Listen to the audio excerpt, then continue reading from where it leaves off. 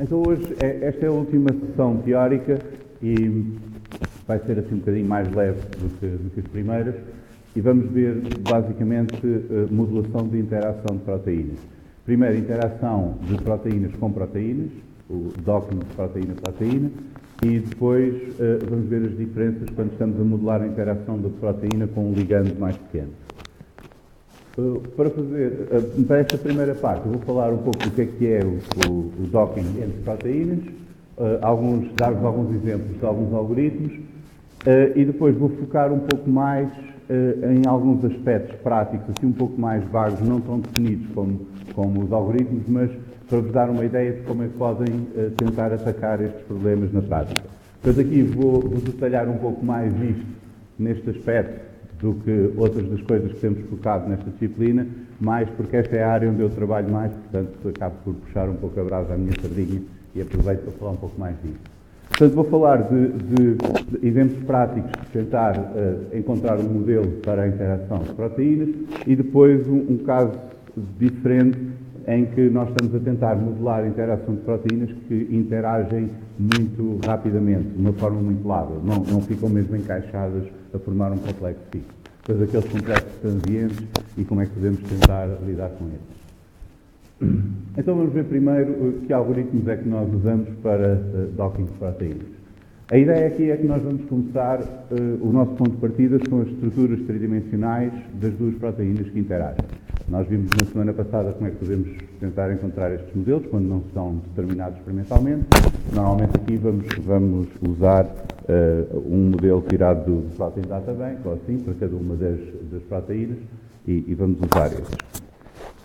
O que nós queremos fazer é prever qual é que é a configuração, como é que elas encaixam para formar aquele complexo. Portanto, no fundo estamos a tentar prever uma estrutura quaternária, que é aquele nível de descrição da estrutura em que estamos a descrever a interação de várias moléculas diferentes.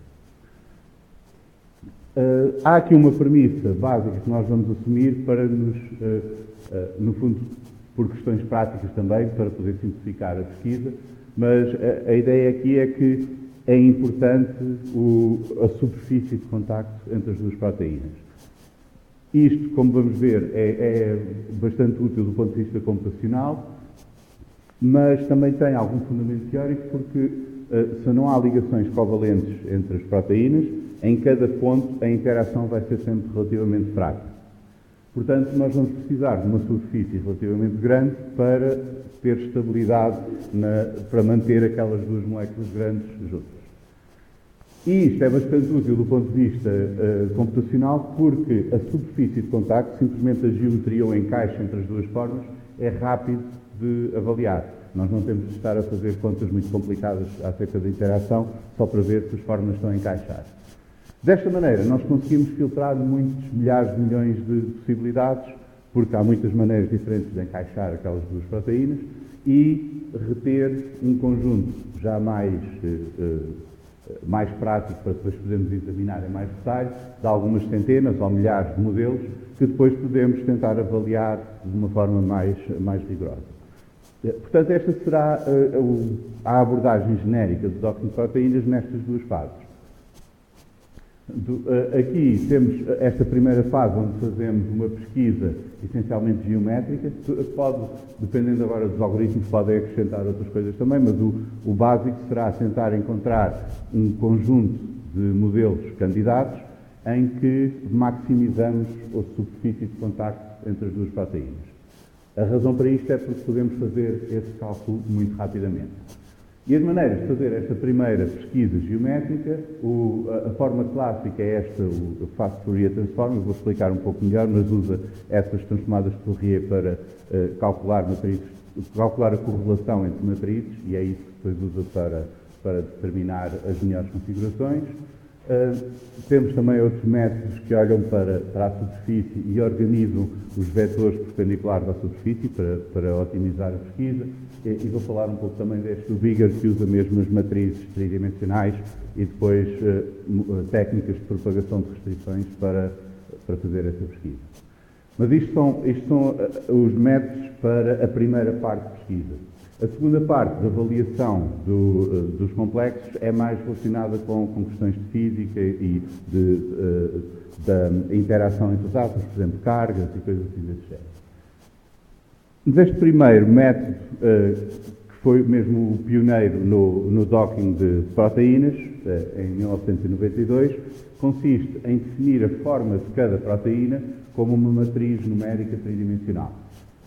E aqui o que vamos fazer é, em todos os volumes, todas as células dessa matriz que correspondem a uma região fora da proteína estão a zero. Aquelas que correspondem a uma camada à superfície da proteína têm um valor positivo.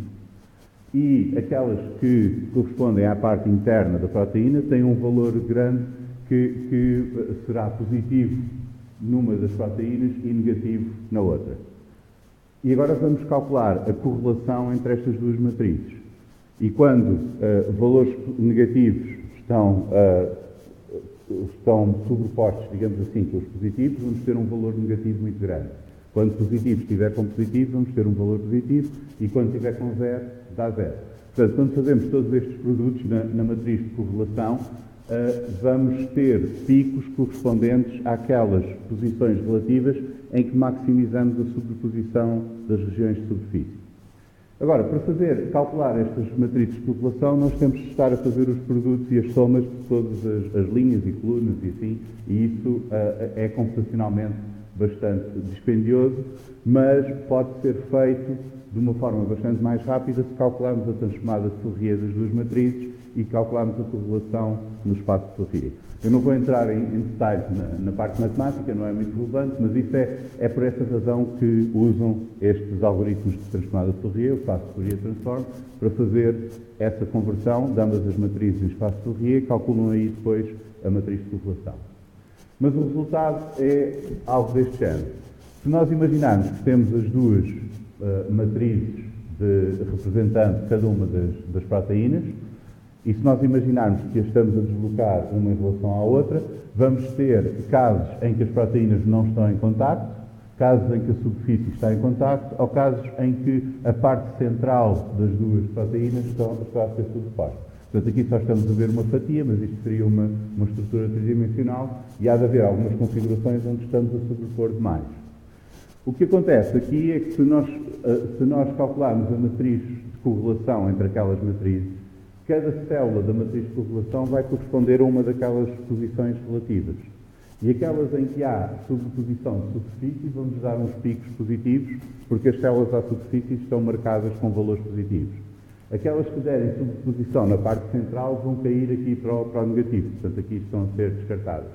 E aquelas em que as proteínas não estão em contacto, aqui à volta vão dar zero, porque todos aqueles valores à volta da proteína são zero.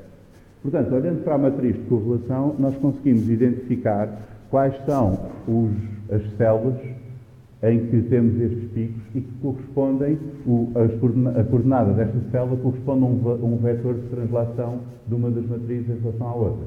Então conseguimos ver qual é que é o vetor de translação em que temos de pôr para maximizar o contacto de superfície ou a superposição naquelas células de superfície. Sim. Porque nós pomos um valor positivo na parte central de uma das proteínas e um negativo na outra. E pomos alto. Portanto, se há uma sobreposição entre esses, fica um valor alto negativo e então subtrai logo daqui do total, não é? Portanto, aqui está cortado no zero, mas esses nós ignoramos, porque não queremos que elas se esborrachem uma contra a outra. Portanto, este foi o primeiro método para fazer esta filtragem geométrica.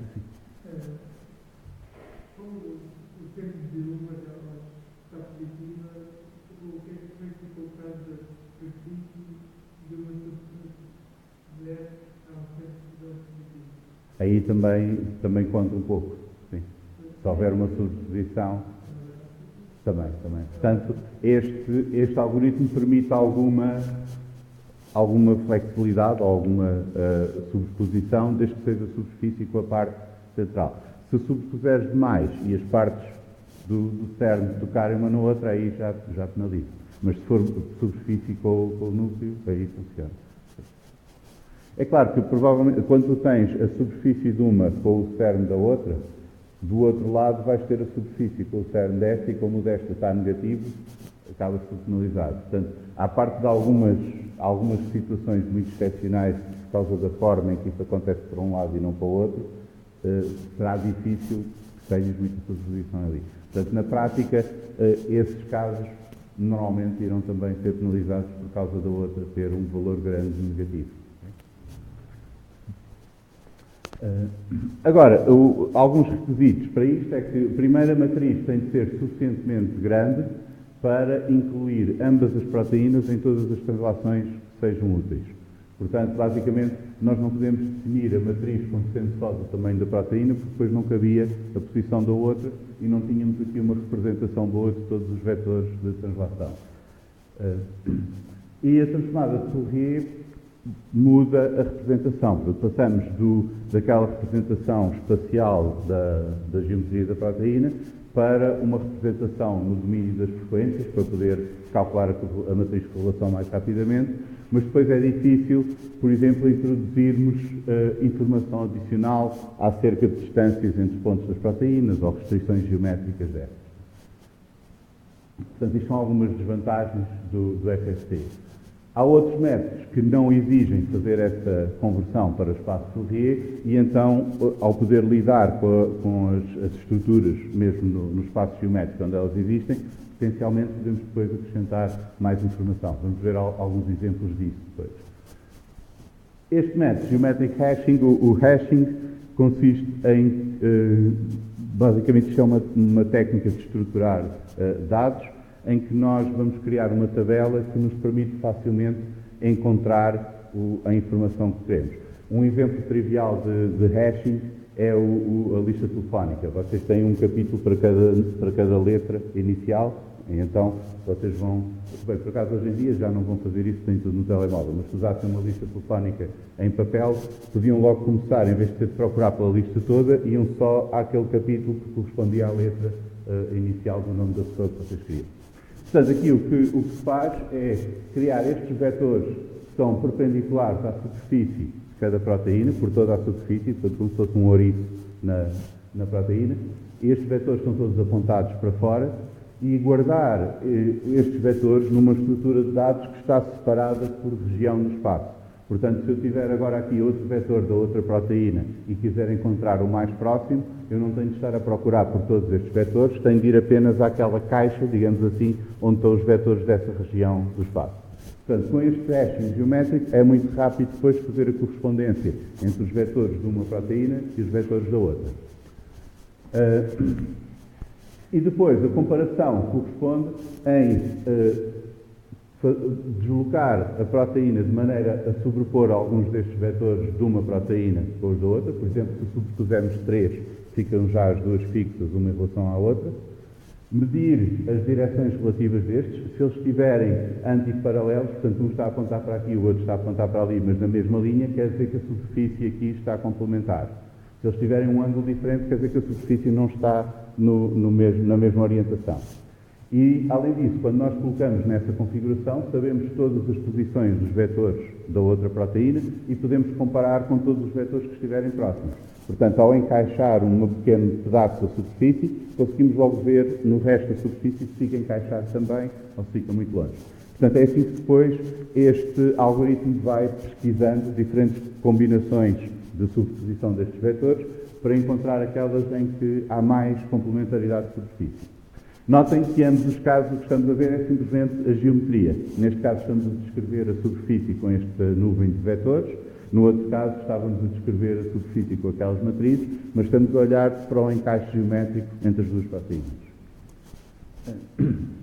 Vocês têm aqui um exemplo deste, o Patchdoc e o Buda, em que usam isto, representam a superfície com estes vetores, normalmente com mais concentração de vetores em zonas críticas que são definidas pela mudança de orientação da superfície. Portanto, se tiverem uma zona mais plana, não precisam de tantos vetores. Se tiverem uma zona muito recortada, precisam de mais vetores para descrever aí. Neste caso, podemos restringir a pesquisa a sítios que podemos considerar mais plausíveis. Se nós temos uma ideia de que há uma zona da proteína que deve ser a zona de interação, assim, podemos dizer para a pesquisa se focar só ali.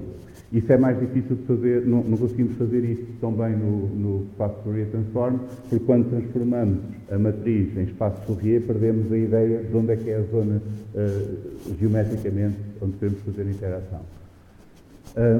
E depois, com isto, o algoritmo vai pesquisar diferentes pedaços onde encaixa e medir o encaixe da superfície toda quando se fizer o encaixe nesses pedaços e guardar os melhores candidatos. Assim.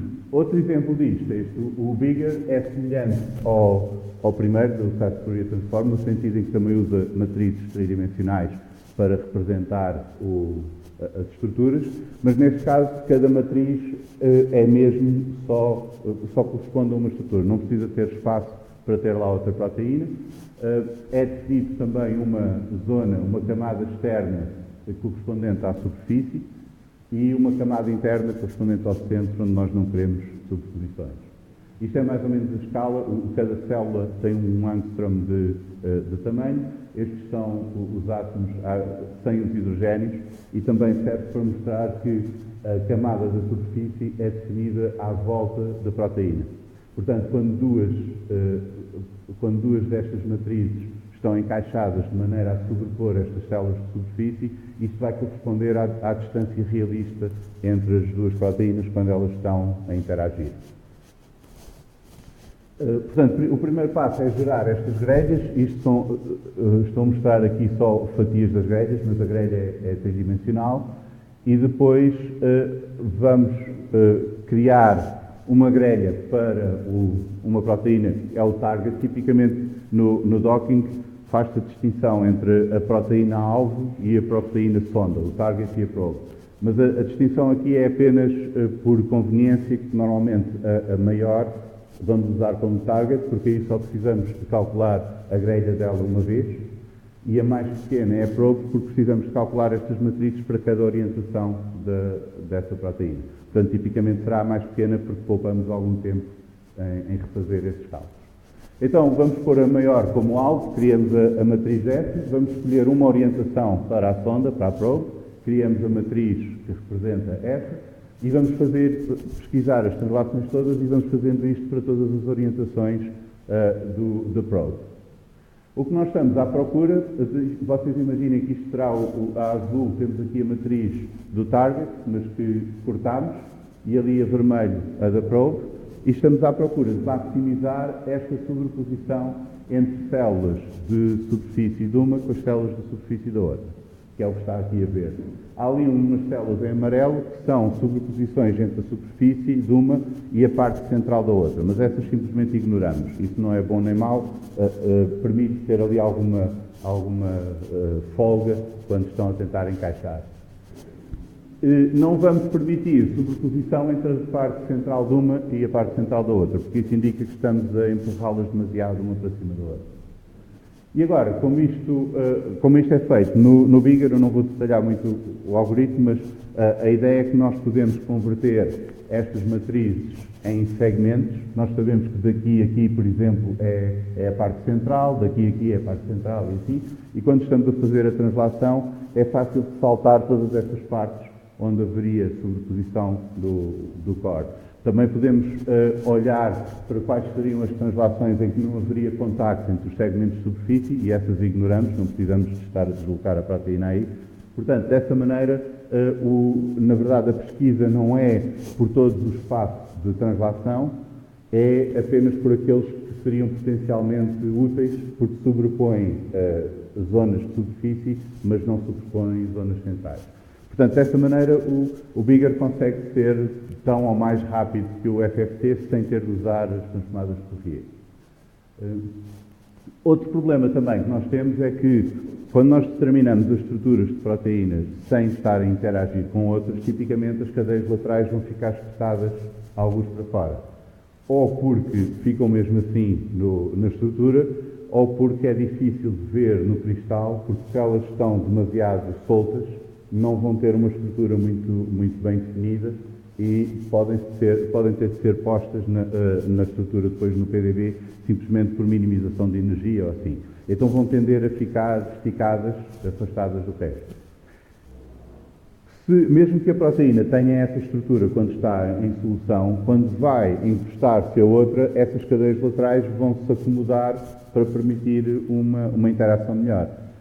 E se nós temos esta estrutura rígida, porque nós estamos a criar estas matrizes com base na estrutura no PDB, não estamos a mudar nada, podemos ter o problema de ter estas cadeias laterais cortadas e não conseguir encaixar as duas proteínas porque têm aquelas perninhas todas ali a impedir. Então, uma forma de fazer isso implicitamente no Bigger é cortar zonas da parte do cerne da grelha que correspondem a átomos da cadeia lateral de aminoácidos com cadeias compridas e flexíveis. Portanto, vamos identificar esses, podemos aqui fazer de maneiras diferentes, mas escolhendo aqueles que queremos flexibilizar, vamos eliminar da zona aqui do cerne esses átomos. Isto quer dizer que no docking ainda há uma preferência pela superfície original, portanto vamos assumir que a estrutura no Protein Data Bank é a que está correta, mas se for necessário para otimizar uma superfície de contacto, por exemplo nesta zona aqui, se for necessário haver uma pequena sobreposição aqui, então pode, porque como não há aqui zona da parte central desta proteína, essas células foram omitidas, a outra pode penetrar um pouco mais sem essa restrição. Então, desta maneira, nós estamos implicitamente a simular o que seria a acomodação das cadeias laterais para facilitar a interação das duas proteínas. Que é uma coisa que é muito difícil de fazer explicitamente por causa do número de combinações, porque se nós fôssemos criar uma grelha para cada conformação diferente das cadeias laterais, teríamos de ter um número enorme de grelhas e depois não conseguimos fazer o cálculo em tempo útil. Então, a maneira como funciona, quer no Bigger, quer em geral neste tipo de algoritmos, em que temos esta primeira fase de triagem por geometria, vamos gerar as grelhas, ou então, por exemplo, no caso do hashing geométrico, do Buda, gerar aquelas listas de vetores. Depois, para cada orientação de uma das proteínas em relação à outra, vamos gerar a sua grelha e testar todas as translações entre as duas. No caso daqueles métodos por transformada rápida de Fourier, isto é feito quando calculamos a matriz de correlação e é feito no espaço de Fourier. No caso do Bigger, é feito mesmo considerando a posição relativa das duas grelhas, mas saltando todas aquelas regiões em que não interessam, por exemplo, há sobreposição do core, ou então não há contacto de superfície. E vamos fazer isto para várias orientações da probe, da mais pequena. Portanto, tipicamente vamos fazer passos de 10 ou 15 graus de rotação, o que dá à volta aí de 6.000 até 40.000, ou uma coisa assim, orientações. Portanto, andam à volta dos milhares ou dezenas de milhares de orientações. Se fizerem isto tudo, isto pode chegar até, por exemplo, 10 elevado a 12 possibilidades, depende agora do tamanho das proteínas e assim. Portanto, isto seria o universo de candidatos possíveis que estaríamos a considerar à partida. O que vamos fazer agora é reter desses apenas, por exemplo, à volta de 1.000 ou 5.000 daqueles que têm mais sobreposição das células à superfície, ou seja, um encaixe geometricamente melhor só mesmo nesta causa. Portanto, estamos a reduzir aí à volta de 8 ordens de grandeza ou 9 em relação ao universo total. Depois, com este subconjunto, tendo umas centenas ou uns milhares, agora já podemos calcular coisas como interações eletrostáticas, estatísticas dos resíduos que estão em contacto, ou algo assim mais sofisticado. Portanto, nesta fase de scoring, depois, vamos tentar encontrar dentro deste subconjunto de candidatos qual é que será o mais plausível para modelar a nossa interação. Portanto, a abordagem geral será esta. Nós estamos a assumir que uma coisa muito importante para determinar a interação de duas proteínas é a superfície de contacto. E por isso, a primeira fase de triagem é só por encaixe geométrico. Isto não só porque nós temos, enfim, algumas razões teóricas para assumir que a superfície de contacto entre duas proteínas que interagem vai ser grande, mas também porque sem isto era muito difícil fazer esta previsão, porque nós não iríamos conseguir avaliar coisas como hidrofobicidade, interações eletrostáticas e assim, de 10 elevado a 12 possíveis complexos em tempo útil. Então a primeira fase tem de ser muito rápida e para isso a triagem por geometria é útil. Depois, aqueles centenas ou milhares de candidatos que nós retemos ao fim da primeira fase, agora esses já podemos olhar com mais atenção. E aí podemos ver não só o contacto de superfície, mas considerar toda a parte físico-química da superfície da proteína. E agora depois há sistemas de scoring, uns mais elaborados do que outros, ou até com passos de otimização da estrutura, como nós vimos na semana passada, aquela parte de dinâmica molecular, ou Monte Carlo, assim, para tentar fazer ajustes à superfície das proteínas, nas cadeias laterais, e otimizar um pouco cada um desses complexos. Mas isso só pode ser feito depois para um número relativamente reduzido de casos. Não conseguimos fazer isso para todos os casos possíveis e é por isso que é necessária aquela primeira fase de triagem geométrica. Agora, aqui, esta divisão em duas fases cria um dilema, que é, por um lado, se nós formos mais exigentes na fase inicial de triagem geométrica, vamos ter um conjunto mais pequeno de candidatos no final, de onde temos de identificar os corretos. Quanto mais pequeno for esse conjunto, mais fácil é nós identificarmos o correto se o correto estiver nesse conjunto. Por outro lado, se nós somos demasiado restritivos no número de candidatos que guardamos, aumentamos a probabilidade de perder o correto. Nós podemos ficar com um conjunto aqui de candidatos para avaliar no fim, que já não tem o modelo correto daquela interação. E se isso acontecer, depois já não adianta de nada o que vamos fazer a seguir, porque já não vamos poder encontrar o correto. Portanto, se nós formos mais permissivos naquela primeira triagem, ou seja, retivermos mais candidatos, temos menos probabilidades de perder o correto, mas vai ser mais difícil depois encontrá-lo no meio dos outros todos. Portanto, há aqui um trade-off entre estas duas coisas. Quanto mais candidatos retemos, mais difícil é encontrar o correto, mas menos provável é que ele tenha perdido na primeira fase. Agora, como é que podemos resolver este dilema e, no fundo, melhorar a fiabilidade das nossas previsões? Uma parte importante desta modelação, porque notem que o que quer que seja que vocês façam, vão obter um resultado no fim. Vocês correm isto tudo, no fim têm aquele modelo como sendo o melhor que o algoritmo encontrou. Independentemente dos parâmetros que vocês ponham, vai sempre dar um resultado. O que nos obriga depois a pensar como é que nós vamos decidir se esse resultado está certo ou não. Então, uma coisa que podemos fazer é usar informação adicional que nós possamos ter acerca daquela interação. Por exemplo, nós podemos ter dados experimentais de experiências de mutagénese dirigida. Nós sabemos que fazendo mutação em algum sítio impede a interação das proteínas. Podemos ter experiências de cross-linking. Cross-linking usamos moléculas orgânicas grandes que se ligam covalentemente aos aminoácidos e quando fazemos isso nas proteínas que estão a formar um complexo, depois podemos digerir as proteínas todas e ver quais são os trechos da sequência que ficaram ligados por espectrometria de massa ou assim com aqueles linkers que nós fizemos. Portanto, aí dá-nos uma ideia de quais são as partes da proteína que estão próximas uma da outra e que foram agrafadas por estas reações químicas. Espectroscopia também podemos, no caso de ressonância magnética, por exemplo, se houver centros com metais ou assim que tenham influência na outra proteína, podemos fazer titulações desse género. Enfim, há várias experiências que podemos fazer para tentar encontrar quais são as zonas das proteínas que estão em proximidade. Podemos ter também informação teórica acerca de centros ativos, centros de reação, a própria reação em que as proteínas vão participar. Por exemplo, se for de transferência eletrónica, nós podemos saber quais são os centros que vão ceder ou receber os eletrões e esses devem estar próximos uns dos outros. E podemos ter também uma parte anterior, simplesmente estatística, de tentar prever, com base na estrutura e nos resíduos da proteína, quais seriam os contactos mais prováveis entre essas proteínas. E agora podemos usar esta informação para restringir a pesquisa a algumas zonas de interesse e então eliminar logo do nosso espaço de pesquisa muitos candidatos que não interessam e focar só naquilo que nos interessa.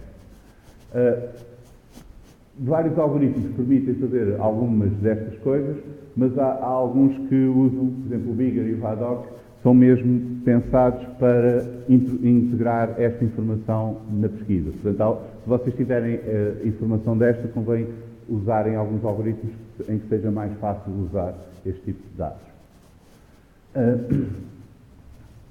Agora, durante o desenvolvimento destes algoritmos, o que normalmente se faz é testar os algoritmos com complexos cuja estrutura nós conhecemos. Nós temos a estrutura das proteínas separadas, mas sabemos também como é que elas interagem, então vamos ver se o algoritmo dá resultados corretos assim. Mas, quando vocês estão a usar um algoritmo destes, na prática, não será numa situação em que vocês já sabem o complexo, será numa situação em que querem prever. Portanto, não têm a possibilidade de ir verificar se está certo dessa maneira.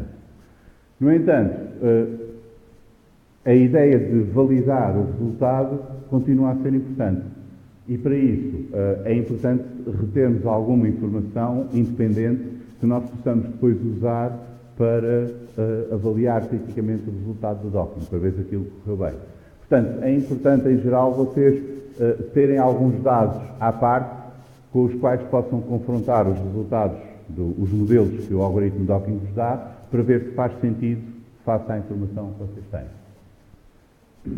Então vamos ver um exemplo concreto disto, uma interação que fizemos aí há uns anos, que é do fibrinogénio com esta protease, esta MMP2, que degrada o fibrinogénio, portanto corta o fibrinogénio.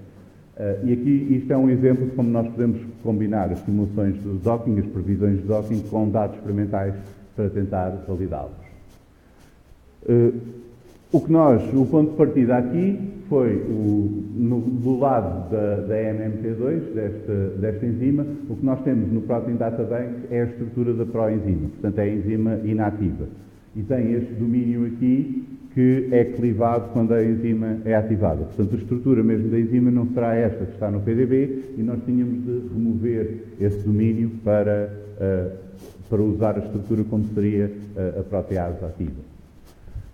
Além disso, nós temos dois domínios grandes aqui na proteína ativa, que é este domínio catalítico, que tem aqueles zincos que são responsáveis por cortar a cadeia peptídica, e depois tem este domínio que é um domínio parecido com a hemopexina, que nós sabemos que se liga ao colagênio. E o colagênio é parecido com o fibrinogénio. Portanto, havia aqui, à partida, uma hipótese plausível que aquele domínio seria responsável por fazer a ligação entre a enzima e o fibrinogénio e depois o outro domínio ia cortar onde conseguisse chegar.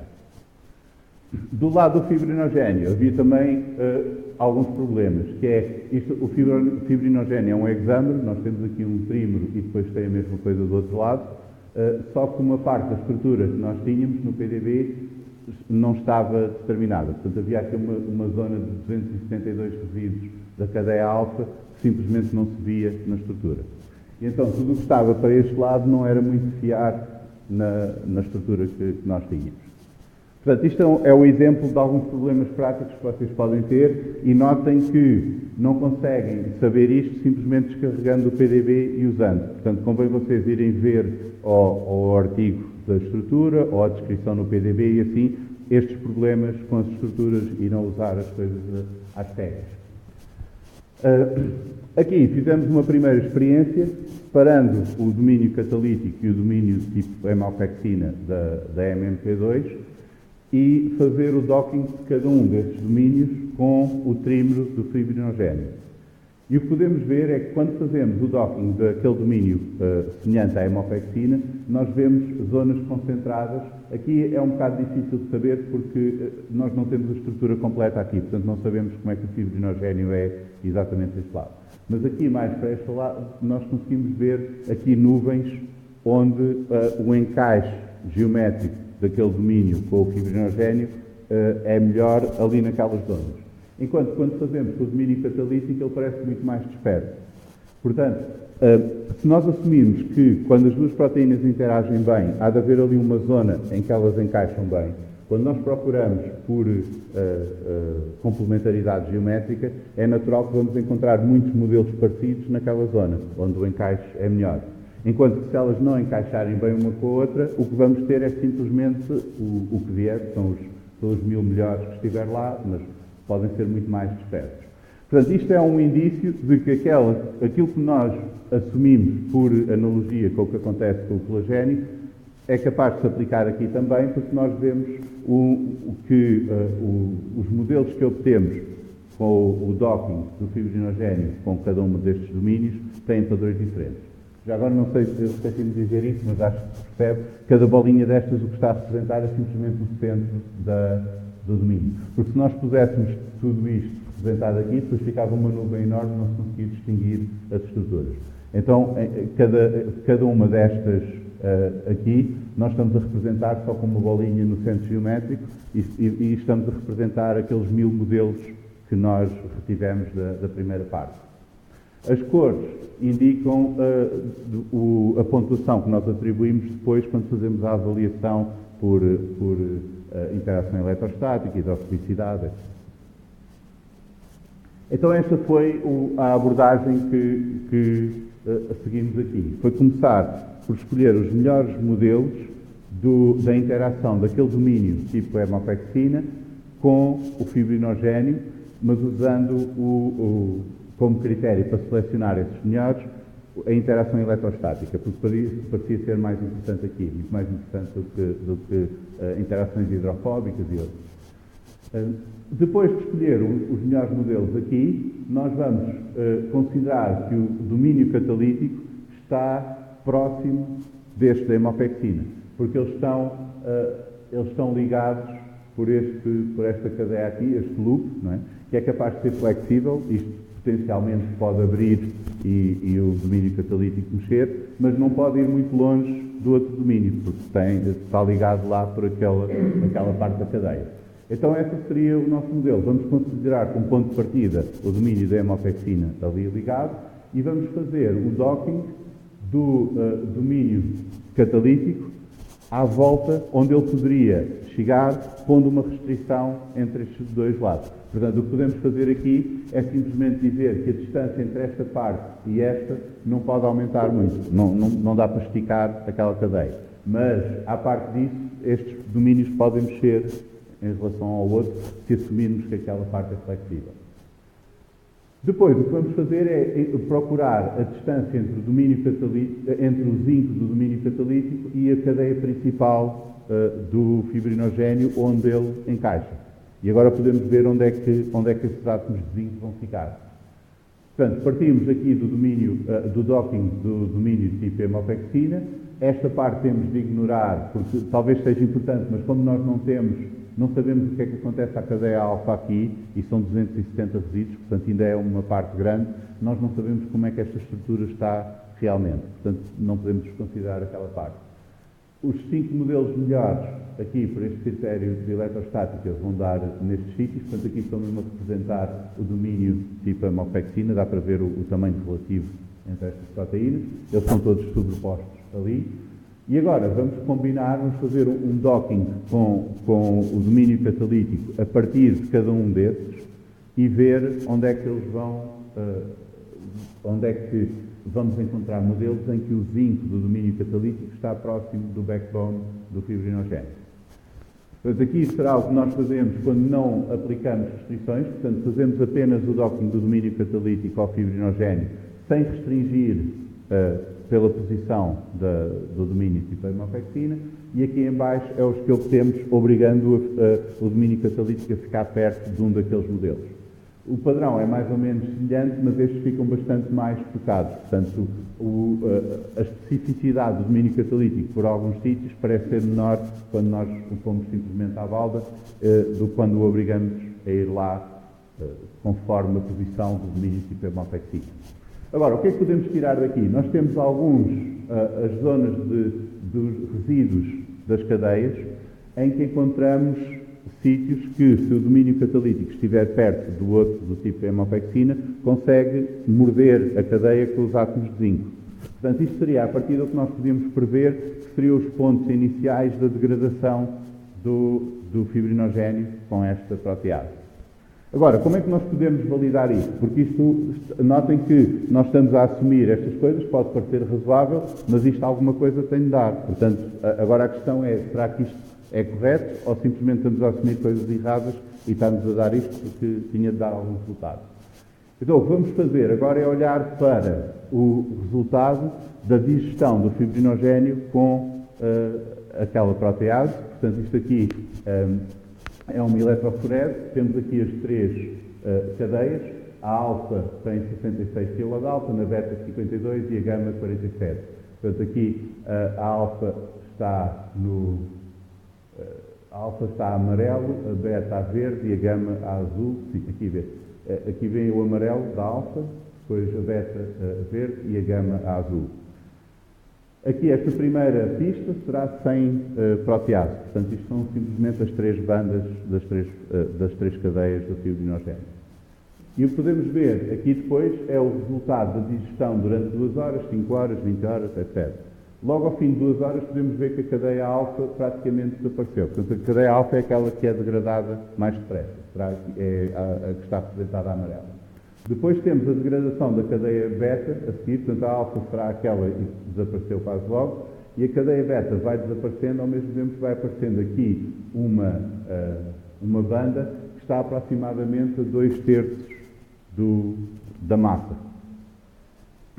E se nós confrontarmos isto com o que vemos aqui, o que vemos é que na cadeia alfa nós temos regiões grandes intervalos grandes, janelas ali na sequência, onde há muitos sítios onde o domínio catalítico parece conseguir chegar à cadeia principal.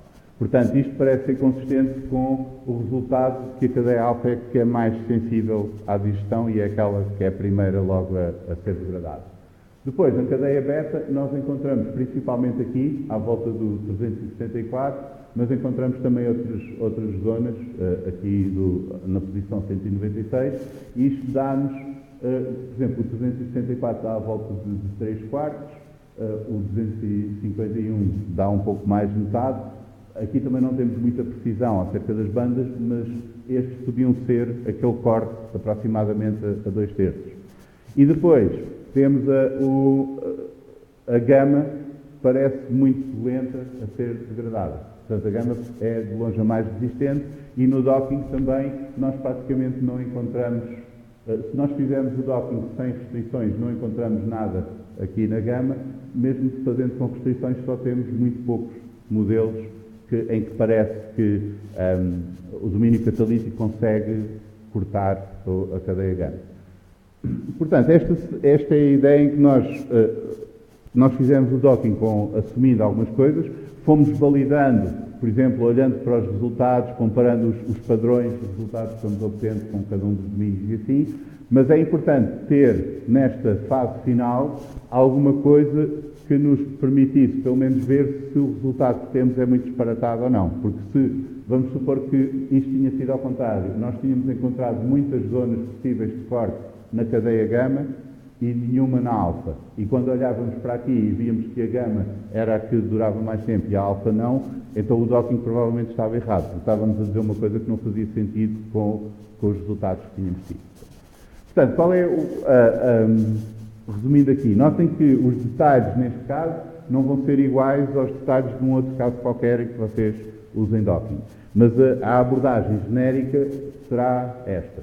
Nós estamos, neste caso, por exemplo, estamos a assumir que há uma parte que tem reconhecimento e outra que faz a catálise. Mas, em geral, vocês muitas vezes têm informação deste género do que é mais plausível que esteja em contacto entre as proteínas, podem ser domínios diferentes, podem ser partes da proteína, os centros ativos ou assim, e então vocês podem ter uma hipótese desta inicial que depois possam testar com o docking.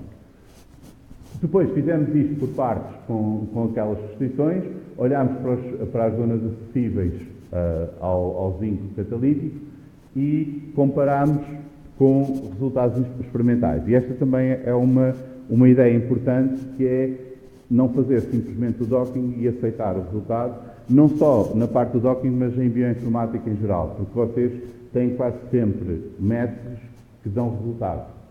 E têm de ter uma coisa qualquer independente para ver se o resultado está certo ou se está errado.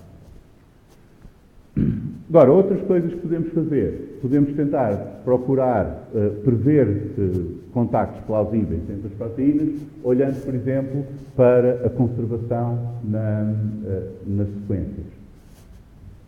E isto, nós temos informação acerca do que é que pode estar em contacto entre as duas proteínas, quer por zonas mais conservadas, por exemplo, à superfície, que podem ser importantes para manter aquele contacto, quer também por mutações complementares que nós encontramos nas sequências. Então podemos ver isso na coevolução das duas proteínas em famílias em que elas estejam a interagir. E depois podemos olhar simplesmente para estatísticas de preferências de contactos entre tipos de resíduos, porque os aminoácidos têm propriedades diferentes e há aminoácidos que, estando em contacto uns com os outros, criam contactos mais estáveis do que outros. Por exemplo, dois aminoácidos positivos em contacto vão ter uma força de repulsão e vão destabilizar aquela interação. Podemos também olhar para a estrutura e ver quais são as vizinhanças dos aminoácidos em cada lado da proteína. Portanto, temos à partida muita informação nas estruturas que poderíamos usar para tentar prever, olhando simplesmente para as estruturas, quais são as zonas de contacto mais plausíveis. Este é um exemplo da ideia da coevolução. Vamos supor que nós temos uma proteína aqui representada a verde, outra representada a azul, e vamos procurar sequências dessa proteína em organismos diferentes. E agora vamos fazer um alinhamento de múltiplas sequências da verde, um alinhamento de múltiplas sequências da azul, portanto são dois alinhamentos, mas agora vamos ordenar as proteínas por organismo. Portanto, em cada linha estão os parceiros de cada organismo diferente. Se nós encontrarmos que numa das colunas aqui, sempre que há uma mutação de um tipo, de um resíduo para o outro, numa das proteínas, há uma mutação complementar na outra, portanto, há também uma mutação na outra, mantendo sempre o mesmo emparelhamento favorável entre aqueles dois aminoácidos. Isto pode nos levar a suspeitar que nas estruturas, quando as proteínas interagem, estes resíduos estão em contacto. Porque isto seria uma explicação para uma mutação numa das proteínas criar uma pressão seletiva para mutações da outra que compensem a primeira e que voltem a estabilizar o contacto. Portanto, se nós encontrarmos padrões deste género nas sequências, mesmo sem ter as estruturas destas proteínas todas, conseguimos inferir alguma coisa acerca dos contactos entre os aminoácidos. Então aqui há um exemplo de fazer isto. Portanto, basicamente, com todos os pares de resíduos à superfície, tentamos prever quais são aqueles que estão em contacto e em cerca de, em 23 dos 28 complexos que usámos para teste, portanto, isto foi feito com 75 complexos em que usámos, olhando para os contactos nos complexos, para otimizar aquelas funções que tentam prever se há contacto ou não. Mas, obviamente, depois não podemos testar isto com as mesmas proteínas que usámos para fazer essa otimização, porque essas foram aquelas em que nós fomos olhar para o resultado. Portanto, havia um grupo de 28 complexos que ficaram de fora para testarmos depois para ver se funcionava. E o que aconteceu foi que, se bem que só em 23 deles é que foi possível identificar contactos corretos neste conjunto, mesmo assim, nos outros, os contactos não estavam incorretos, mas geometricamente estavam suficientemente próximos para ainda permitir modelos corretos quando nós obrigávamos a manter aqueles contactos que estavam previstos. Portanto, a ideia aqui é, usando os contactos previstos, vamos restringir a pesquisa do docking, só como se estivéssemos a agrafar as proteínas naqueles resíduos e obrigar a encontrar modelos só que cumprem aquele contacto. E aí conseguimos melhorar a quantidade de modelos corretos que tínhamos à saída. Portanto, há aqui várias coisas que nós podemos usar para incluir no docking, para ir tentando melhorar os resultados que obtemos. Agora, isto tudo é feito com exemplos e em geral, os algoritmos de docking são otimizados para exemplos em que nós temos a estrutura do complexo determinada. Portanto, temos as estruturas das proteínas soltas, temos também a estrutura do complexo e agora podemos testar os algoritmos de docking aí. Mas para termos a estrutura do complexo, o complexo tem de ser suficientemente estável para cristalizar em conjunto. Se o complexo for demasiado lábil, não vamos conseguir co-cristalizar as proteínas e depois não temos essa estrutura. E isso é uma chatice porque, na verdade, se bem que em alguns casos nós temos interações estáveis, por exemplo, enzima inibidor, anticorpo, antigénio e assim, esses acabam por ser aqueles casos onde também é mais provável que se consiga experimentalmente determinar o complexo, por exemplo, por cristalografia.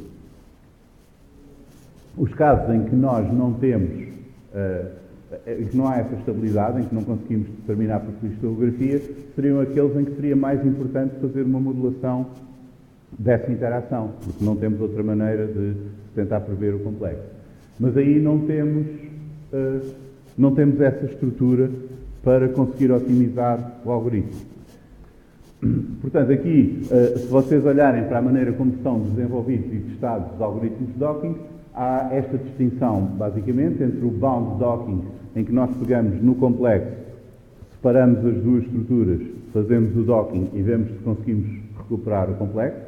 Isto é considerado basicamente batota, porque quando nós temos as estruturas no complexo, as proteínas já estão perfeitamente acomodadas para se encaixarem uma à outra. E então é mais fácil determinar novamente o complexo a partir daí do que se fizermos o unbound docking. O unbound docking precisa de estrutura de cada parceiro determinada sem estar no complexo e a estrutura do complexo determinada à parte. Porque aí há sempre alterações conformacionais que as proteínas sofrem quando se juntam no complexo.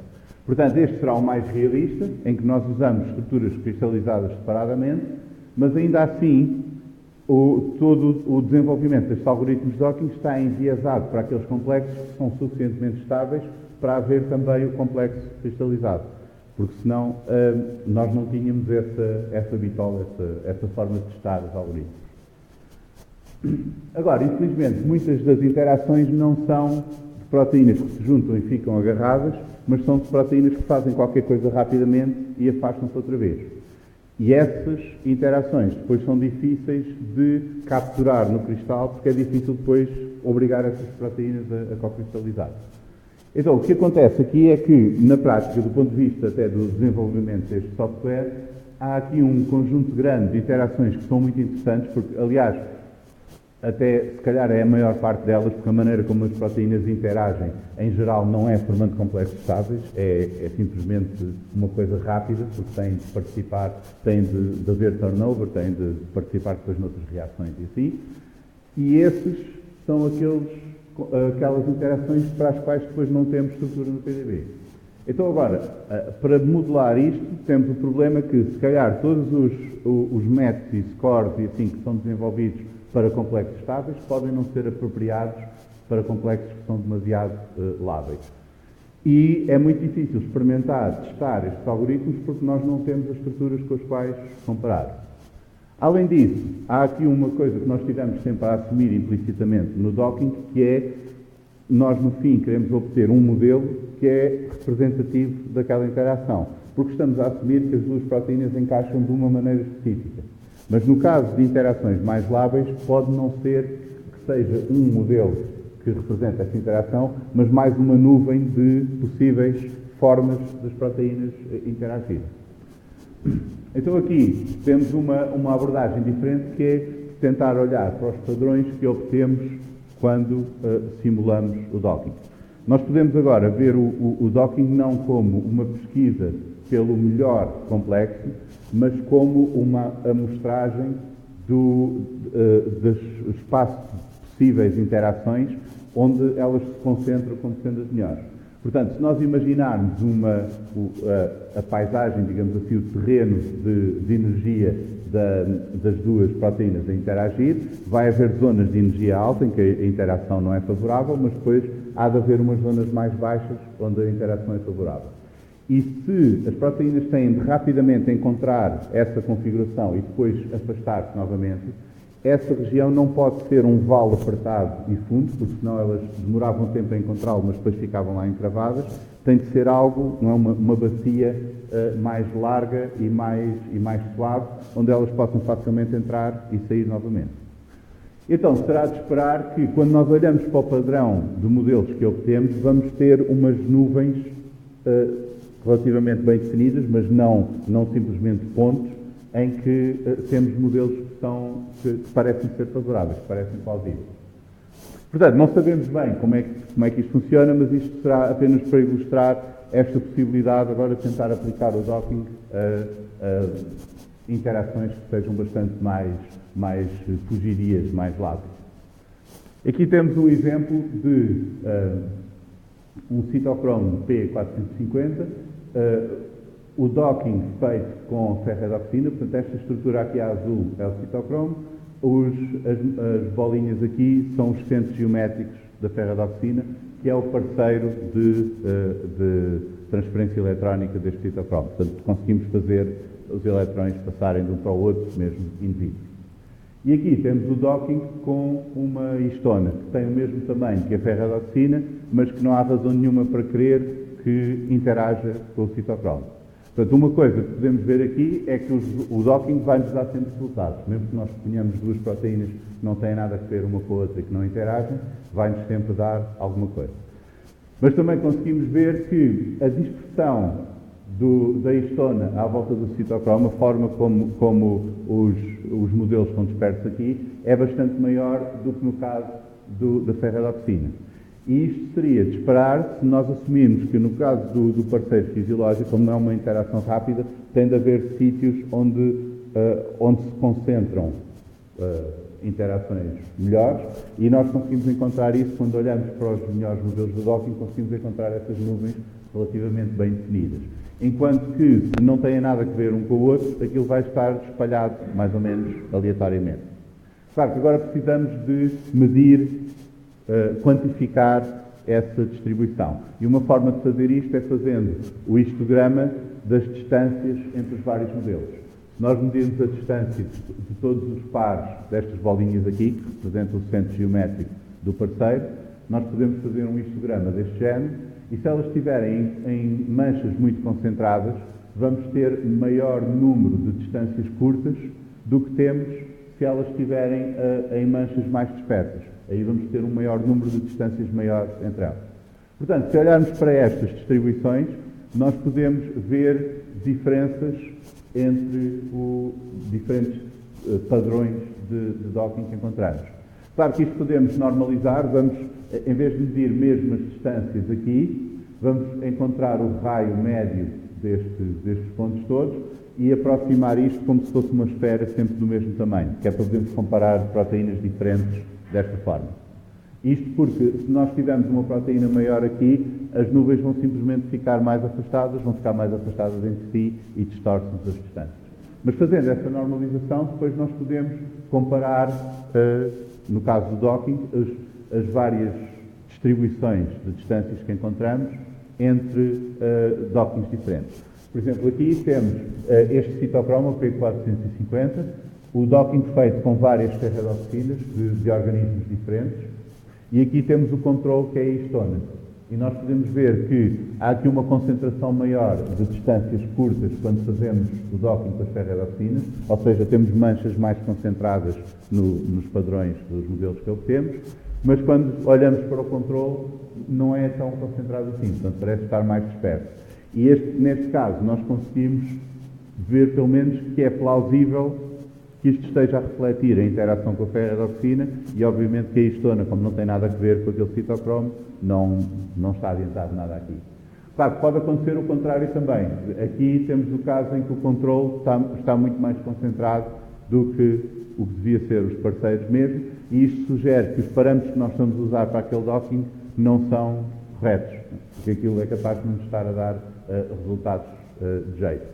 Portanto, podemos usar isto para afinar os parâmetros que usamos para fazer o docking, para selecionar como é que vamos avaliar depois aqueles complexos, se pelas cadeias laterais, eletrostático, assim, quais são os critérios que depois nós vamos usar para escolher os melhores e assim por diante. Portanto, a ideia aqui é que, mesmo quando nós estamos a lidar com proteínas que não podemos depois comparar com o resultado já determinado, com o complexo já determinado, nós temos outras maneiras de tentar olhar para os resultados que temos, para os padrões e assim, e tentar vê-los de uma forma um pouco mais crítica, se estão a ir pelo bom caminho ou não.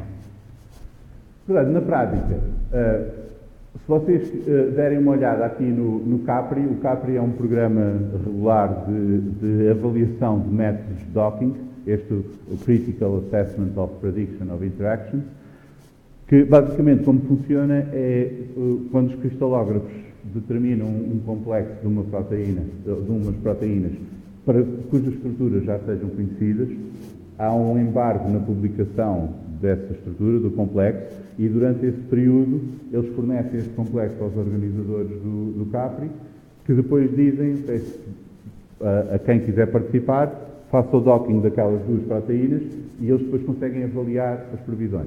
E isto, enfim, tem decorrido várias vezes ao longo dos anos e dá para ver que não existe, pelo menos até agora, uma forma particularmente fiável de nós, sem mais informação nenhuma, prevermos os complexos. Até quando, em alguns casos mais de sucesso, tipicamente são pessoas que olharam mesmo para os resultados e estudaram aquilo. Não é um processo automatizado. E se vocês dão as proteínas ao algoritmo docking, ele dá-vos um resultado. Isso é garantido que vai-vos dar qualquer coisa. Portanto, é muito importante ser crítico na avaliação desses resultados. E podem fazer, por um lado, obrigando o algoritmo docking a olhar para aquelas coisas que interessam, porque vocês podem saber à partida que há certas restrições que podem impor, mas por outro lado convém deixarem alguma informação de fora para avaliar no fim se os resultados fazem sentido.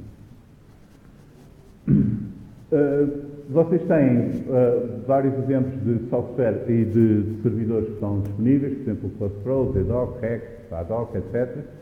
O Autodock é mais para docking de proteína ligante, se bem que pode ser um bocadinho forçado para docking de proteína também.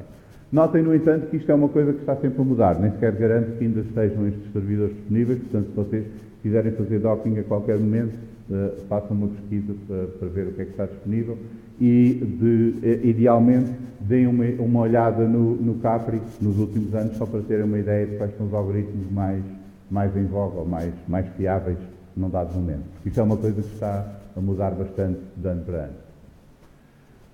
Resumindo, no docking de proteína-proteína, nós estamos a assumir que há uma complementaridade forte de superfície, portanto que a geometria é um critério importante. Isto não só porque é plausível no caso das proteínas, mas também porque é necessário para conseguirmos fazer aquela triagem em tempo útil. Isto quer dizer que os algoritmos de docking se processam basicamente em duas fases. Uma de filtragem de um subconjunto de candidatos e depois uma de avaliação mais cuidada desses candidatos. E dependendo dos parâmetros que nós usamos, há aqui este trade-off entre o risco de perder os modelos corretos na filtragem ou o problema de ter muito lixo depois da filtragem e ser mais difícil encontrar os corretos lá. À partida não é muito fiável sem dados adicionais. Portanto, não é como, por exemplo, a modulação por homologia, que vocês sabem que se as sequências forem suficientemente idênticas, a estrutura vai ser parecida ou tem assim algum critério desses que possam usar. No caso do docking, nós não sabemos se o resultado vai ser próximo da realidade ou não. Portanto, é importante sempre haver alguma forma de testar os resultados e de validá-los. As maneiras de fazer isso é usando dados experimentais ou considerações teóricas ou alguma informação adicional acerca daquele complexo, ou também olhando para os padrões que vocês obtêm, comparando com diferentes estruturas.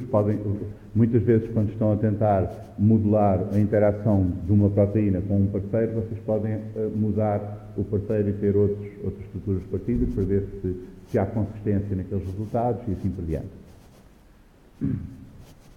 Vocês têm aqui, eu recomendo que leiam este artigo que fala sobre, basicamente dá uma visão geral de diferentes algoritmos de docking e fala sobre estas fases de filtragem e scoring. E tenho ali também referência a todos os artigos, se quiserem dar uma olhada, mas isso já são detalhes opcionais. Portanto, aquele seria a fonte mais interessante para esta aula.